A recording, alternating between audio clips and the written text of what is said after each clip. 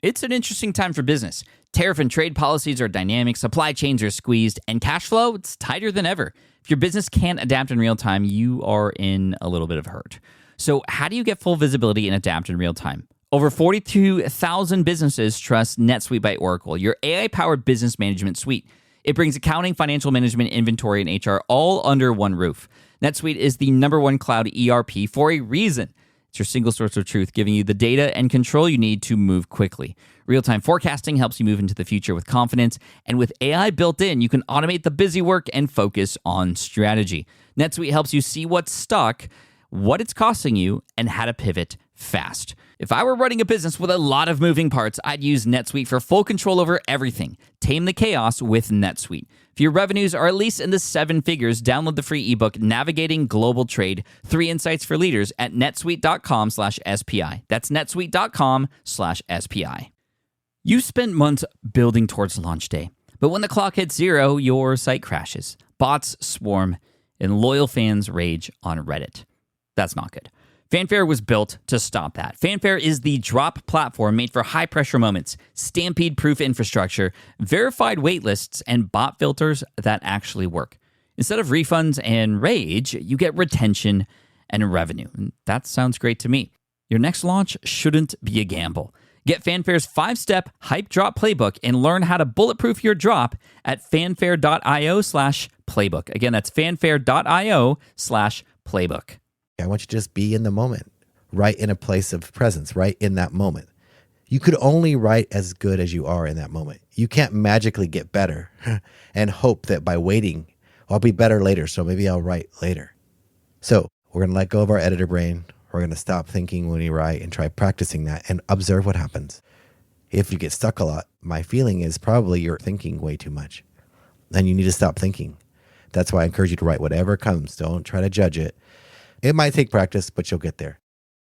Hey, it's Pat here. You're about to listen to something a little different on the show today. It's not our usual Friday format where I follow up on Wednesday's episode. Don't worry, those aren't going away forever. Just a little break to bring in something even more special, in my opinion, our Teaching Friday series, which we do with our SPI Pro members. We have an incredibly talented pool of people within SPI Pro, so we thought, why not give our pros the spotlight and teach you here on the podcast every once in a while. It's just one of the perks of being a part of Pro, in fact, is this possibility. With each episode, you get to hear a different pro teach you something special from their area of expertise. Without further ado, I'll let them take it away. Oh, and if you want to find out more about SPI Pro and be a part of it, you can go ahead and apply at spipro.com. You're listening to the Smart Passive Income Podcast, a proud member of the Entrepreneur Podcast Network, a show that's all about working hard now so you can sit back and reap the benefits later. And now your guest host. He walked Mariah Carey back to her seat after receiving her first American Music Award, Azul Terronez. With running your own business, legal questions always come with the territory. Like, can I use this contract or agreement? What do I do if a client doesn't pay? Am I even structured the right way for taxes? Instead of Googling your way through legal landmines, imagine having a law firm ready to address your business's legal needs without the sticker shock. That's what you get with Legal Shield's small business plans. Legal Shield helps entrepreneurs access real legal help on contract reviews, collection letters, business formation guidance, and even help navigating IRS audits. Members can schedule consultations, upload documents through the app, and get support from a provider law firm that knows small business laws in your state. Plus, consultations on taxes or trademarks help you stay ahead of potential problems. And if a client is late on a payment, Legal Shield steps in with professional collection letters so you can protect your hard-earned revenue, all for a fraction of the price of hiring a lawyer on your own. Go to LegalShield.com/SPI or call 833-570-9980 to learn more and get big business legal support without a big business budget. That's LegalShield.com/SPI. Do you know the secret to businesses that are scaling faster than ever? They're using Upwork to tap into a diverse pool of skilled freelancers across various industries. With Upwork, you can find specialized freelancers in marketing, development, design, and more. Experts who are ready to help you take your business to the next level. I've personally used Upwork myself and can vouch for it. Posting a job on Upwork is easy. With no cost to join, you can register, browse freelancer profiles, get help drafting a job post, or even book a consultation. From there, you connect with freelancers that get you and can easily hire them to take your business to the next level. Upwork makes the entire process easier, simpler, and more affordable with industry low fees. Post a job today and hire tomorrow with Upwork.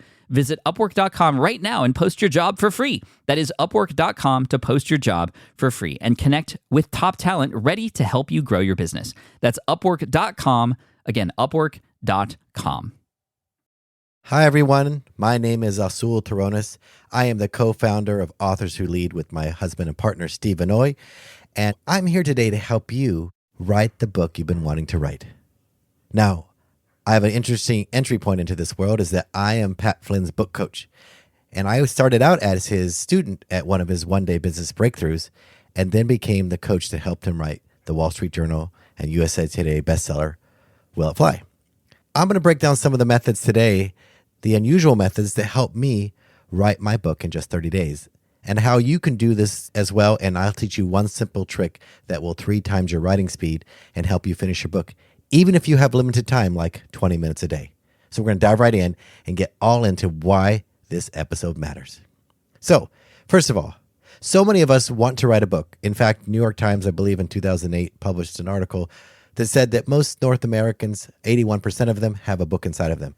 But the funny reality is only 3% ever actually finish a book, get it out there.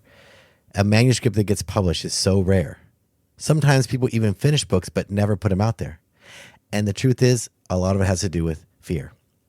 Now, we're going to talk about why we get stuck on anything. It could relate to business as well. But building something isn't always clear. And I think a lot of people think that we need to know every outcome before we'll commit. And writing a book has a really interesting resistance point. We can talk about it in many ways, but one of the ways that Steven Pressfield, the author of The War of Art, says it's like resistance. And we're going to talk about that resistance today and what you can do to diminish it, to get writing again, and actually get a book done in no time. So let's dive right in.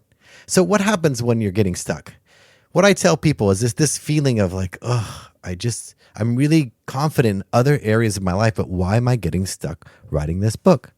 Well, a lot of the reasons we get stuck is that we have this sort of uncertainty about the outcome. And a lot of it isn't your fault. But that sort of uncomfortable feeling that we have, like, what if this isn't good? What if no one buys it? What if it sounds bad? What if mom finds out? What if my peers know? What if my boss knows I'm writing a book? We start creating all these fears and doubts before we even get to write. And with that, we get stuck on our own head and we create a block. So before I can teach you the method to get the writing done faster, I've got to help convince you right now that writing a book isn't hard. Now, does it take time? Does it take effort? Is it difficult in the regards of the steps? True, it is. But the idea of it, it's simple. It's one word right after the other. And that's it. That's really important to remember, is that writing isn't complex. It's all the things we associate with writing that makes it difficult. And yes, you may be thinking, well, getting a good idea, how to structure it, how to organize the chapters. You're talking about great things, but those aren't writing principles. Those are sort of organizing and editing principles. But writing the actual work is merely putting a word and then another word and etc. So why does it get so difficult? Well, the majority of people who sit down to write the book, they use what they've learned in school, right? We were taught writing from the very first day of school, whether that was to write our name, the alphabet, paragraphs, papers. We were trained in school to write.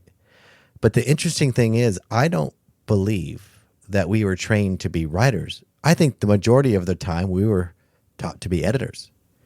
Now, I was a teacher, a principal, and a professor for 25 years. I spent a lot of time teaching people writing. But it was in the beginning that I realized all I was doing is imitating writing that I was taught. What I observed is that most people are editing, right? You sit down to write a paper. Let's pick a time when you were assigned a paper in school. More than likely, you put it off. Maybe some of you are good at this. You write it at the last minute, but you still get an A. And some of us who are terrible, we dread it. No matter how hard we work, it doesn't seem to get us a good grade. Well, all we're doing is trying to edit to some end. We're editing towards the grade in the class, trying to please our professor, our teacher, trying to get into the next appropriate schooling. So we're writing for an audience that's constantly in our mind. As we write, we're editing. Write a paragraph, delete. Write a sentence, delete.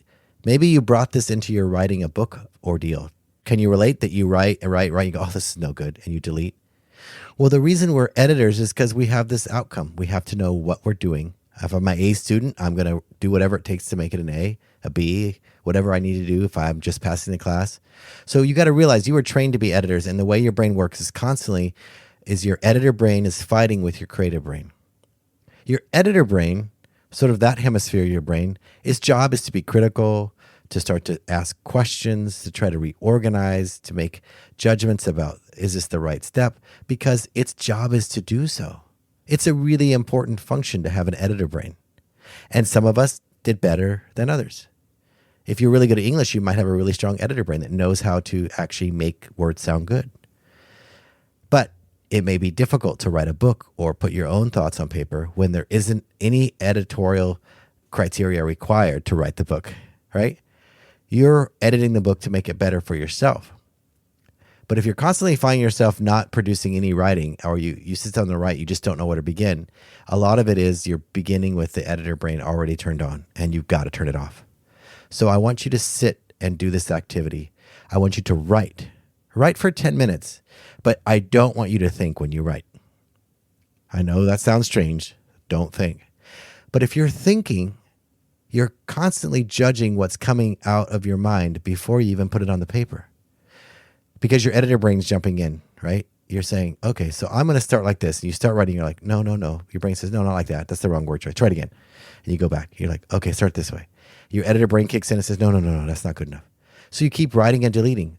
That's a really difficult thing. So to write without thinking means I'm going to just start writing, and whatever comes out, comes out. Some people associate this with free writing, like, oh, it's just free writing. Well, free writing, if you believe that writing away from your mind, taking control of your pen, we can call it that. But I like to think of it as thinking without writing, or writing without thinking, where you're actually just letting the words pass through you. You don't need your brain to think about the words as they pass through you. They can just be on the page. Now, some of us will be nervous, like, well, how would I know what I write about if I'm not thinking? That's a really great question. But you talk to people all day long, and you don't first think what you're going to say every moment. Someone stops you in the street, goes, hey, how are you? You don't go, hang on a second. Hey, let me think about what I'm going to say. You just respond, and it's natural. Maybe for more than others, a little more natural. But the point is, you're not always thinking when you're communicating. Your brain actually is a really great filter, but it can also be a hindrance. So I want you to practice writing at times where you're not thinking. And it's going to be strange because things will just come in your mind. In fact, I tell writers, when you're stuck writing, let's say you've been writing and you're like, I don't know what to say. I want you to write, I don't know what to say, and keep writing that, or whatever else comes to your mind, so that you can witness your brain thinking rather than writing. And when you're done with that, after a while, you realize, I don't want to keep writing what I'm thinking, so I'm going to just write. Your brain will slowly start to relent and release. And oftentimes I make people draw out some of their chapters before they even write it. Why? Because there's something freeing about using colors and pens and markers that feels less permanent, less heavy. So many times we get stuck on our head because we're constantly judging this book that hasn't even been written yet. It's not even a manuscript, which is what you call the book before it's edited and published. It's just words. And if you get caught up in all the words before you write, you're never going to finish a book. So first thing you need to do is turn off that editor brain. Start focusing on the words that come out. Observe them after you write them, though. Don't try to observe them while you're writing. Sit down and read them and go, that's interesting. I feel like I got stuck here. Then maybe you ask yourself, was I thinking here? Was I overthinking? I don't want you to think at all. It's not that I don't want you to overthink. I want you to just be in the moment, right in a place of presence, right in that moment. You could only write as good as you are in that moment. You can't magically get better and hope that by waiting, I'll be a little bit better later, so maybe I'll write later. You're always going to be writing where you are. So if this is your first book, that's how good it's going to be. And as you write other books, they'll get better. But to have some unreal expectation can kind of hold you back. So we're going to let go of our editor brain. We're going to stop thinking when we write and try practicing that and observe what happens. If what happens is you get stuck a lot, my feeling is probably you're thinking way too much. Then you need to stop thinking. Be the observer on your thoughts on the page, so at least if you're thinking, you can see what you're thinking on the page. That's why I encourage you to write whatever comes. Don't try to judge it. Because ultimately, you want to be able to not think and write about what you're talking about in your book without there being this weird disconnect. It might take practice, but you'll get there. So that's one of the strategies I want you to use first before you even start to write the actual book, is to start practicing writing without thinking. Okay, the other thing I want you to do is I really want you to actually think about the book you're writing. Put it in your mind, keep it there clearly, and have a vision for it.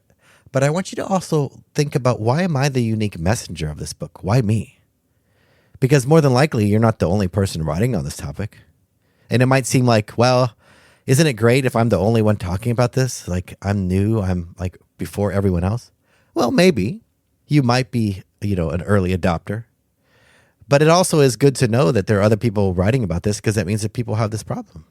So if you aren't the first one writing about it, that's okay. In fact, it's probably better that you don't. That means there's people looking for this kind of work. But also realize that your unique lens is what makes this interesting. We're not looking for experts, ironically. We're looking for leaders. Now, some of you might disagree with me, and that's fine. But think about it. At the end of a college semester, you're done with this. You're like, I'm getting rid of these textbooks. I'm not reading this again. Maybe some of you saved your books. Maybe you had interesting classes. But for the most part, we threw out those textbooks, or we donated them, sold them, whatever we did, gave them to an underclassman. But at the end of the semester, where some of the smartest people on the planet are inside of universities, we're not rushing to the dumpsters of those universities at the end of semesters to get those textbooks, because we're not seeking experts. We're seeking perspective. We're seeking a leader, someone that can lead us where we're at to where we want to go. And yeah, though it might sound great to write to a big highfalutin audience, the only real audience you need to worry about is the one you're writing to. And they need your expertise. They need to know who you are and why you're the unique person to share this. Our dear friend, Jada Selner, who's been on this podcast before, I was also her book coach, and she was the co-founder of Simple Green Smoothies. When I met her, she wanted to write a book. But the thing that she always would remind me of is that there's no unique messages. They're just unique messengers. And that is true for writing a book as well. You are unique. There will never be anyone like you. There will never be anyone after you. It doesn't matter if you had 10 siblings or quadruplets. Each one of you is original. And your own experience and perspective matters. And everyone has a voice. And when you get that clarity, you can get a little more confident. So let's get down to the nitty-gritty of the strategies I want you to try. I'm going to try to unveil to you why you can write a book even if you only have 30 minutes, an hour a day. Because with just 20 minutes, depending on your writing speed, you can get done quickly. When I'm writing a book in 30 days, or if I'm coaching my authors do it like Pat, they're not sitting down and writing a book all day for 30 days. They have other things to do, just like you. They have kids, they have sports, they have their business, they have their job, they have a partner, they have responsibilities. So I'm not suggesting that you turn off life for 30 days. I'm suggesting you get confident and clear. So when you're writing, you're not overthinking and you're actually getting the words down on the page. So to do that, you need to understand your word count. So I want you to do this activity. You can set aside a timer for either 1 or 2 minutes, and you're going to write. And you're going to write fast and furious. Kind of take that practice you did where you're writing without thinking and use it here. When I say write fast and furious, I want you to type on the keyboard or write on a notepad as fast as you can. Don't worry about punctuation, spelling. Don't worry about word choice. I just want you temporarily to pause that editor brain for that 1 or 2 minutes and write as fast as you can. And your goal is to see how many words you can get out of you in that short period of time when you're not worried about the editing part. And when you're done, I want you to count how many words you have. Now, many of you might already be thinking, well, I'll have a lot of words, but they won't be any good. Well, maybe true. That might be true if you think a lot about it. If you have few words, they may not be good. It doesn't mean faster words doesn't mean it's good. It just might mean they're not good. They're not the ones you want for now. So don't judge it too quickly. And you'll get better at this over time. So you're going to write for that 1 or 2 minutes and then figure out, based on that, what's my 1 minute word count? How many words can I write in 1 minute? Now, the reason we're doing that is that I want you to see, once you finish the word, so if you wrote 2 minutes, obviously you cut in half to get your 1 minute word count. And I want you to see what happens. Now, let me paint this picture for you. I'm not the fastest writer in the world. In fact, my very first book, I got so frozen every time I got in front of the computer screen that I wrote it by longhand in a journal. But even then, I could write about 28 words a minute, which isn't super fast. Like some of you who type fast or some of you who write fast, you might have a faster speed. But just imagine that 28 words in a minute. That's my writing pace. I've done it several times, and that's what it falls into. If I write for an hour a day, let's say, and I write an hour a day and I'm able to finish 1,680 words. Now, why does it matter how many words I wrote? Well, books are measured in the publishing world by words, not pages, because pages can change depending on the layout. Is it a short book, meaning the size of the book small or large? Is the font big? Is there quotes? Is it spacious?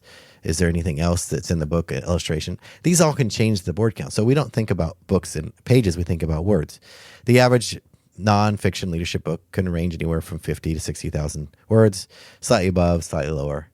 But the reason I want you to think about words is if I take my 28 words in a minute and I write for an hour and I get that many words, even let's not judge them if they're good or bad. Remember, we're turning off the editor brain. We're not worried if they're good or bad. And I wrote an hour, I'd get 1,680 words. Not bad.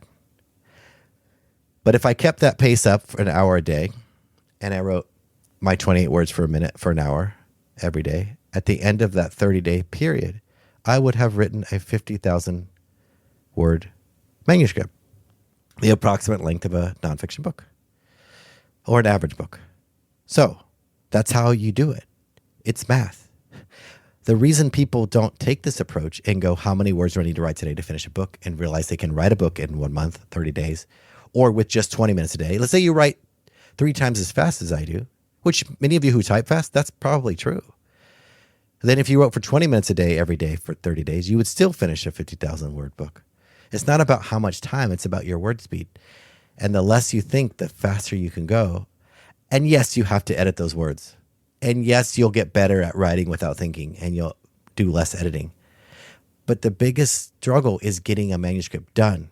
It isn't writing a good manuscript. And most people are thinking, I need to write a good one. And I want you just to write one, period. Because good manuscripts never get finished. Done manuscripts are the only ones that get finished. There is no good manuscript or bad one. There just is a manuscript. Editors will say, look, I can work with just about anything as long as the author is honest, truthful, shares their insight, and is vulnerable. That we can't edit. Who they are, they have to show up. They can work with just about anything, no matter how weak your writing skills might be or you might perceive them to be. You could actually get your book done very quickly and get help to get it better. And that's when your editor brain can jump in. Go, oh my gosh, I have something to do now. And it'll take the editing skills that you have plenty of, and you'll go through and you'll correct the spelling and grammar. You'll be working really hard. And that's what we want. We want you to work hard at getting your book better, but not while you're writing the draft. So you're going to have to get better at it. And yes, your first book, your first day, your first week, it'll be odd. It'll be uncomfortable. But if you have your book laid out and what you're supposed to write every day, you won't have to guess. Yes, you do need a method for planning out your book.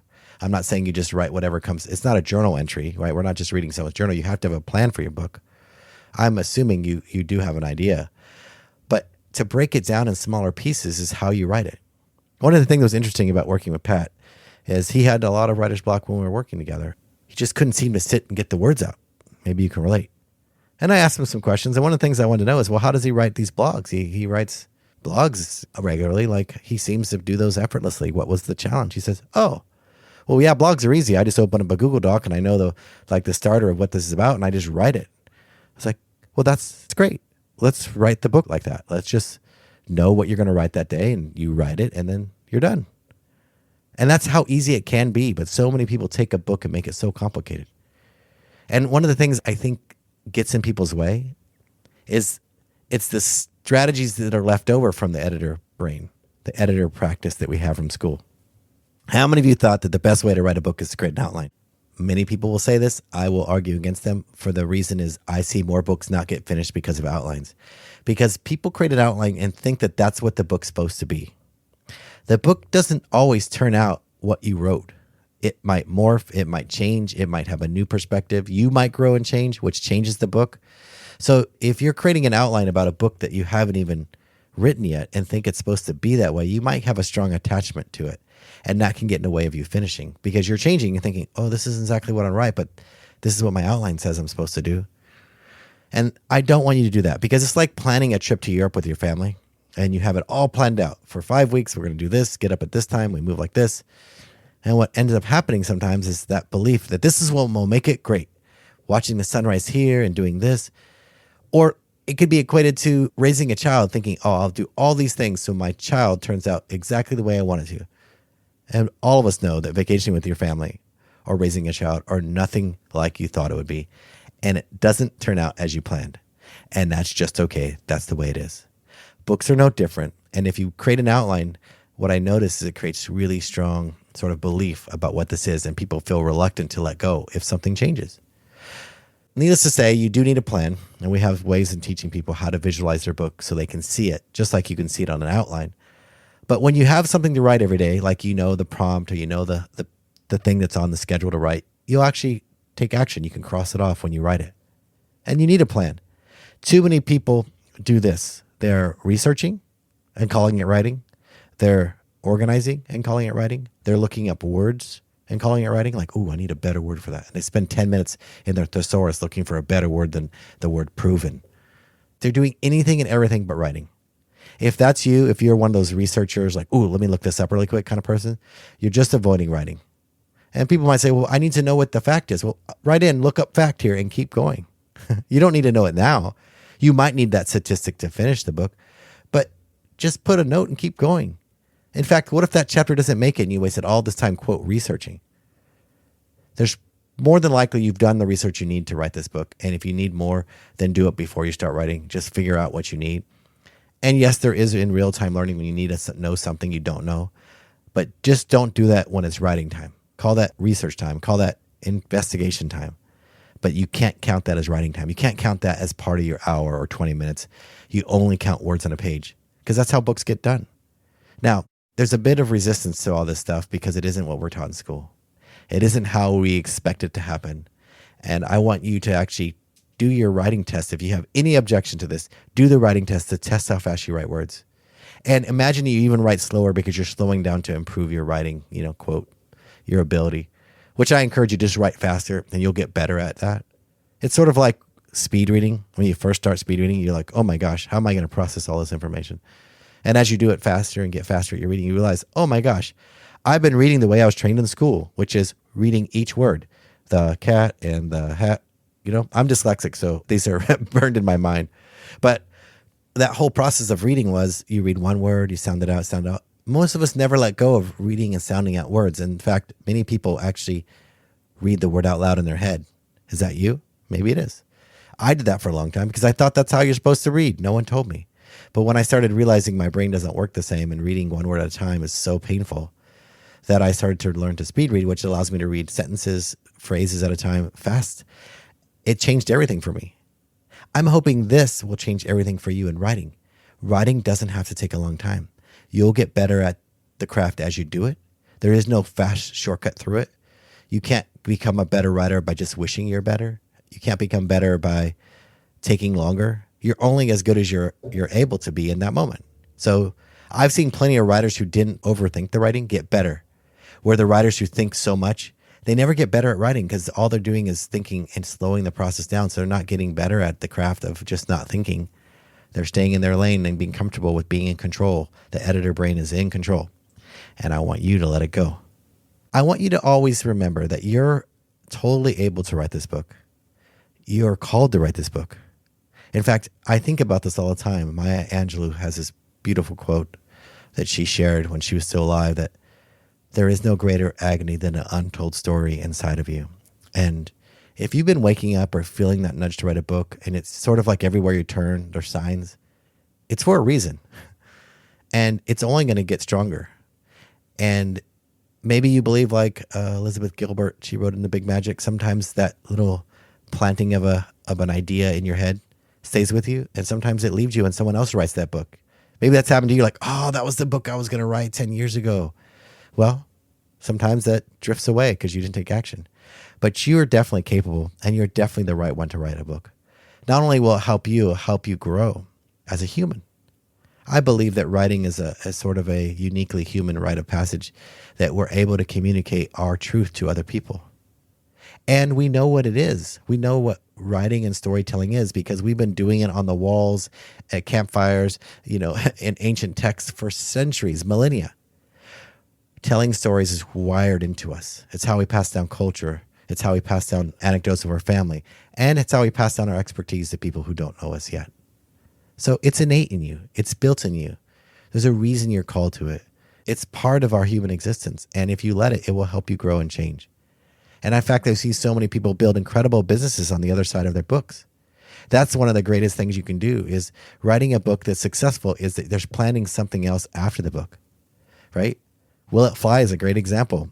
That was Pat's first step into leaving the affiliate marketing world completely. Not completely. He still was affiliate marketer, still is now, but began to sell his own courses, his own things. And Will It Fly was that entry point to reintroduce him as the creator, the content creator he is now, that he allows all of us to learn from him. And that's something maybe you can do with your book. Create something after it. Create something that catalyzes your efforts. For me, writing my very first book, the book itself wasn't the book about business of writing books. I became a book coach really because of Pat Flynn, because at his event with Chris Ducker, they encouraged me and asked me questions like, wait, how did you write a book in 30 days again? Like, can you tell me more about that? And as I explained and talked to people, people became very interested. I had no idea that on the side of writing a book, The Art of Apprenticeship was going to be something that shifted everything for me. And maybe the shift you need is inside of this book too. Maybe you're just afraid of what might come out. Maybe you're wondering, what if this is no good? Well, that wonder won't drift away because it's a made up story, because you just try to avoid it. And if you're going to keep telling that story, it may not be good enough. Then I want you to just tell a better story. Like, you know what? What if this is amazing and changes my life? What if this helps me launch into something new? What if this gives me a chance to do this for a living? What if it gives me whatever opportunity it is you're looking for? So if you're going to tell a story, I encourage you to just tell a better story. But if you could let go of all stories and just write, that's the best thing. Because no one in the world's going to show up to write a book just like you. And I want you to get those 5-star reviews. And you know how you do that is you write the unique book that only you can write. The one that you were meant to do. The one that you were called to now. Not the one you could have written 10 years ago or the book you want to write someday. If you have it in your heart to write a book, now is the time. And this unusual method can help you go from being just an observer on the sideline to being a published author in less time than you think. Thank you so much for being here. I'm so grateful that you provided me opportunities. If you want to know more about me, of course, you can go to authorsrelead.com/SPI and we can learn more about what we do. But I'm so grateful to be here, to share, and to be a part of this incredible community. Thank you so much for listening to the Smart Passive Income podcast at smartpassiveincome.com. I'm your host, Pat Flynn. Sound editing by Duncan Brown. Our senior producer is David Grabowski, and our executive producer is Matt Gartland. The Smart Passive Income podcast is a production of SPI Media and a proud member of the Entrepreneur Podcast Network. Catch you next week. I get it. You want to grow your business, but selling at scale feels overwhelming. You're drowning in complicated funnels, creating different lead magnets, or constantly posting on social media. And that gets exhausting fast, especially when you're trying to sell to hundreds or thousands of people. But what if you could sell at scale with a simple, powerful quiz? A Score app quiz or assessment asks your audience key questions and gives them instant personalized results based on their answers. Your audience gets to know where they are now and shows them the steps they need to hit their goals. You can set up a quiz in minutes using Score app's templates and have a powerful lead magnet that'll do the selling for you. The best part is your audience actually wants to take this quiz, and you build huge amounts of trust before you even make a single offer. No hard sales, no chasing leads, just value at scale. Get 50% off the first 3 months using the discount code SPI. Just head to scoreapp.com/SPI. Again, that's scoreapp.com/SPI. More people dream about building their own business and being their own boss rather than retiring early. But a majority of them never even take the first steps to register the business. Why? Because starting a business can feel overwhelming. With legal forms, paperwork, finances, it's a lot. And that's where Taylor Brands comes in. Taylor is a complete business builder designed to make launching your business simple and stress-free. You can register your LLC in just minutes, keeping your personal and business assets separate from day one. And from there, you can get access to everything you need to get off the ground, from legal documents, licenses and permits, invoicing and bookkeeping tools, and even a 100-day business coaching program to help you hit the ground running. You'll also get a free personalized business plan, branding tools, and so much more. And of course, our listeners get an exclusive 35% discount to get started. Just head to tailorbrands.com/SPI. That's TAILORBRANDS.com/SPI. Stop dreaming, start building with Tailor Brands.